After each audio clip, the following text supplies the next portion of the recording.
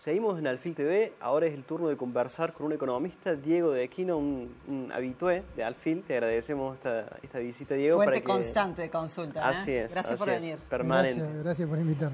Y vamos a arrancar por la agenda, te vamos a preguntar de todo, Diego, pero primero queremos saber puntualmente respecto de lo que es la ley de financiamiento universitario. Se dice que el peso es 0,14. ¿Qué significa 0,14? ¿Es un peso relativo significativo para las cuentas públicas? ¿Es razonable que el presidente se embandere a favor del equilibrio fiscal por una ley que insume un 0,14 del PBI? Tal vez me decís que sí, no sé. No es significativo en términos de monto, el 0,14 del Producto Bruto, pero me gusta plantear una relación que es más fácil de razonar. La ley de financiamiento educativo es más o menos 10 o 12 veces más chica que la ley de recomposición de las jubilaciones, la otra ley que sí se votó y quedó firme el veto. Con lo cual, digo, en ese sentido, no es un riesgo para el presupuesto de la Nación.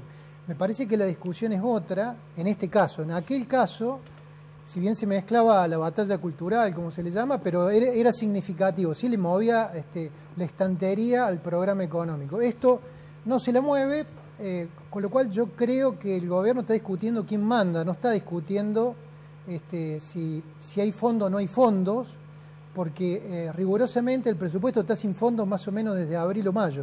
O sea, para que lo entendamos, desde abril o mayo el gobierno nacional los fondos los asigna de manera discrecional porque el presupuesto está agotado, y dirán ¿cómo? Y bueno, está agotado porque en realidad era el presupuesto del año anterior, y el año anterior hubo 200 de inflación y este año llevamos 100% de inflación.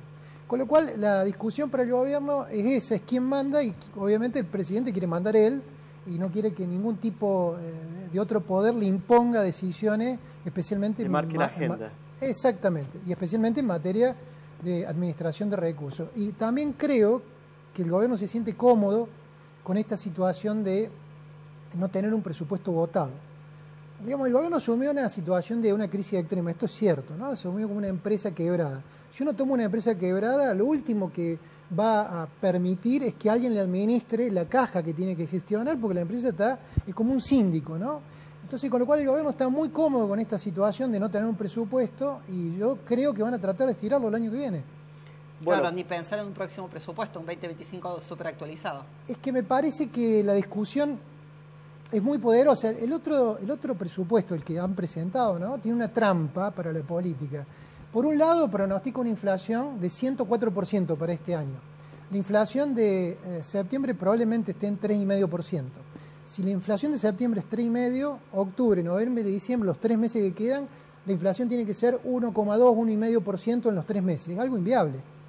Lo más probable es que el país terminemos con 115, 120 de inflación. En esos 10 puntos de diferencia, el gobierno se reserva 10.000 millones de dólares de superávit del año que viene.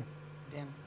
Entonces, a la política le propone un dilema de hierro. O me aprueban este presupuesto, que es un presupuesto que yo voy a arrancar con 10.000 millones de dólares de ventaja, o 10 billones de pesos, o si no le gusta no me lo voten, y seguimos así. Diego, dentro de los argumentos, cuando comunicó el veto, ratificó esta decisión, habla de la ley de administración financiera, que iría en contra esta ley de financiamiento. Entonces plantea la posibilidad de judicializar el tema, y argumentando también de que no hay una fuente para financiar estas partidas para la universidad. ¿Qué opinas sobre esta estrategia de ir a la justicia con respecto a esta ley que va en contra de la política económica nacional? Es una falacia eso, porque la ley de administración financiera tiene varias reglas. Yo repito, digamos, no hay ninguna partida del presupuesto de hoy que esté financiada. O sea, todas las partidas del gasto se les terminó los recursos. Ninguna, porque el presupuesto, insisto, es el del 2023, que es el que se envió en el 2022. Y tenemos 350% de inflación acumulada entre aquel momento y con lo cual no hay ninguna partida que esté financiada. Obviamente que hay una picardía, digamos, técnica para plantear esta discusión, pero la ley de administración financiera es un marco de reglas macrofiscales o de macrocontables más que todo, y el problema es que no hay presupuesto, ¿no?, que es la otra ley que el Estado se debe a sí mismo. Si existiera un presupuesto regular, ahí sí sería viable este tipo de discusión, en donde no existen los recursos para financiar un gasto que no está considerado. Pero este caso no califica por esto que menciono. Diego, la semana pasada se conocieron los números de la pobreza, 53% en Argentina, 12 puntos creció en un semestre. Lo habitual en la política, el oficialismo dijo que era culpa de sus predecesores que es culpa del gobierno. ¿Se puede echar algo de luz desde la economía sobre esta incógnita respecto de quién es el responsable? Digamos, más allá de asignar responsabilidades, yo me gusta que veamos una serie un poco más larga. La pobreza son como fotos, ¿no? La medición de pobreza. Esas fotos a veces dan bien, a veces dan mal, a veces dan muy mal. Están dando muy mal. Ahora, esas fotos se construyen con una película, y la película tiene que ver con los ingresos. La película de la pobreza medida por ingreso, ¿no? Después hay otra pobreza que es la estructural, si uno no tiene agua potable, si uno no tiene acceso a servicios. Que esa sí no es una foto, sino que eso es, digamos, como un cuento completo. Pero para ver los ingresos hay que mirar los salarios, ¿no? Básicamente eso ayuda a explicar o entender el grueso de los ingresos de la población. Si miramos una serie desde que se puede volver a medir, ¿no? Porque recordemos que el INDEC se apagó en materia de índice de precio allá por el 2010, 11, 12. Perdió credibilidad, ¿no?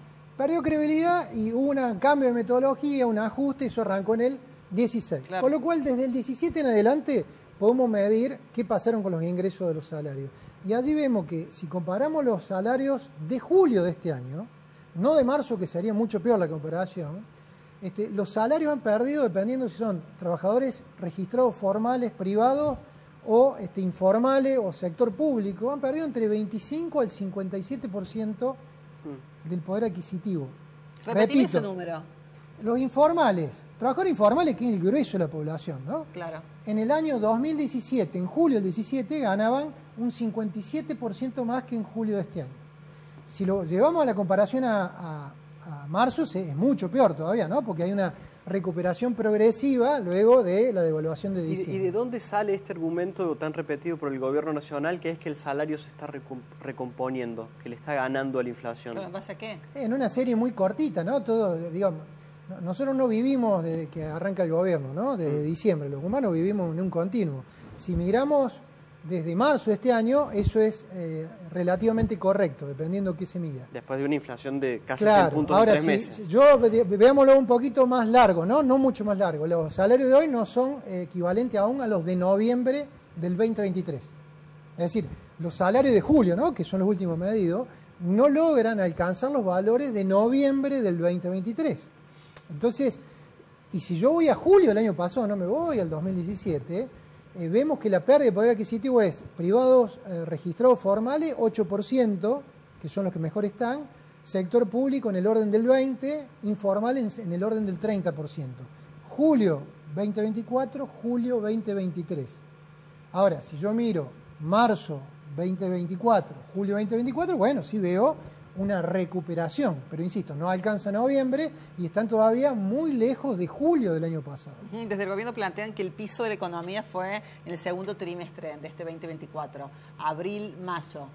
Bien, el piso. ¿Y qué podemos decir sobre los rebrotes de la economía, si es que hay? Mi visión es que el piso fue en mayo, yo creo que la economía hizo piso en mayo. Ahora, desde mayo en adelante la vamos a ver serpenteando, ¿no? Como una serpiente que sube y baja. A algunos le va bien, a otros le va mal. Por ejemplo, la producción de automotriz en septiembre cayó respecto a agosto. Ese dato es de hoy, ¿no? Cuando en agosto había subido, en julio también. Lo vamos a ver en distintos sectores de la economía. Vamos a estar subiendo y bajando. ¿Qué debería pasar para que esto definitivamente empiece a crecer? Bueno, lo que tiene que pasar, más allá de sostener una política monetaria prudente, una política fiscal prudente y coordinada, es que los precios relativos de la economía se tienen que anclar. ¿Eso qué significa? Significa que tenemos que tener certeza de cuáles van a ser los salarios en la economía en relación al producto. Eso está en franca movimiento. Tenemos que saber cuáles van a ser las tarifas de servicios públicos, energía que vamos a pagar. Tenemos que saber cuál es el precio del dólar, ¿no? Otro precio de referencia, y allí se mete cuáles son los aranceles en las importaciones, hasta cuándo van a estar las retenciones en las exportaciones, que son un impuesto absolutamente distorsivo. ¿La liberación del cepo? Y la liberación del cepo, por supuesto, porque justamente el tipo de cambio hoy, 1.200 en el financiero, 1.200 en el blue o 1.000 en el oficial, son tipos de cambio intervenidos con reservas que el Banco Central le compra a exportadores, que encima los castiga con 30, 28, 33% de impuesto como derecho de exportación, aparte de cobrarle IVA y ganancias. Perfecto. ¿Qué panorama? Es complicado. Tendríamos para hablar un rato largo más, pero tenemos que irnos porque eso se nos acaba el bloque. Diego, te agradecemos mucho tu visita. No, gracias por invitarme. Gracias, muy amable. Bueno, con la presencia de Diego de Quino y todos estos números, a mí siempre me costaron Para ordenar así la que cabeza. voy a seguir procesando toda esta información. ¿Nos vamos al corte? Vamos al corte y volvemos con la contratapa cultural. Dale. Yo soy una...